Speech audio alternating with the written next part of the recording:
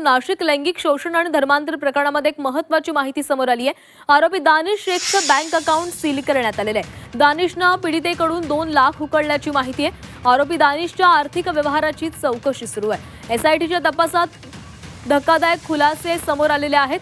धर्मांतरासाठी दबावासह पैसेही उकळल्याची माहिती समोर आली आहे। मतीन पटेल आणि निदा खान कनेक्शनची चौकशी होणार आहे। लवकरच पुरवणी दोषारोप पत्राची शक्यता आहे।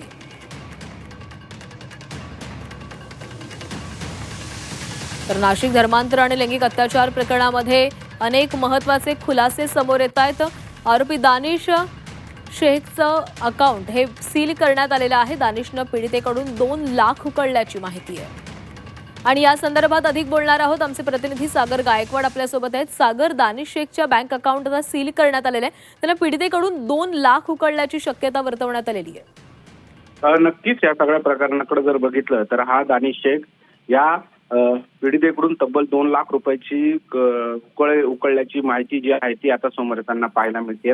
एसआयटीने तपास केल्यानंतर जे चार्जशीट जी दाखल केलेली आहे यामध्ये त्या सगळी जी माहिती आहे ती समोर येताना पाहायला मिळते। त्याचबरोबर दानिशचे बँक अकाउंट देखील एसआयटीने सील केलेले आहेत। आर्थिक व्यवहाराची चौकशी देखील एसआयटी कडून करत असताना हे दानिशचं बँक अकाउंट सील करण्यात आलेलं आहे। न्यायालयात देखील आता ह्या गुन्ह्यांमधील दोष जो चार्जशीट आहे ते दाखल करण्यात आलेले आहेत आणि त्याचबरोबर ती मतीन पटेल आणि निदा खानच्या कनेक्शनची देखील चौकशी होणार आहे। मतीन पटेल याला देखील एसआयटीने नोटीस पाठवलेली आहे आणि त्याला देखील चौकशीसाठी नाशिक एसआयटीच्या पोलिसांकडे येण्याची शक्यता वर्तवली जाते। त्यामुळे या सगळ्या प्रकरणाकडे जर बघितलं तर मल्टीनॅशनल कंपनीच्या या प्रकरणात आता नवीन अपडेट येताना समोर येताना पाहायला मिळते।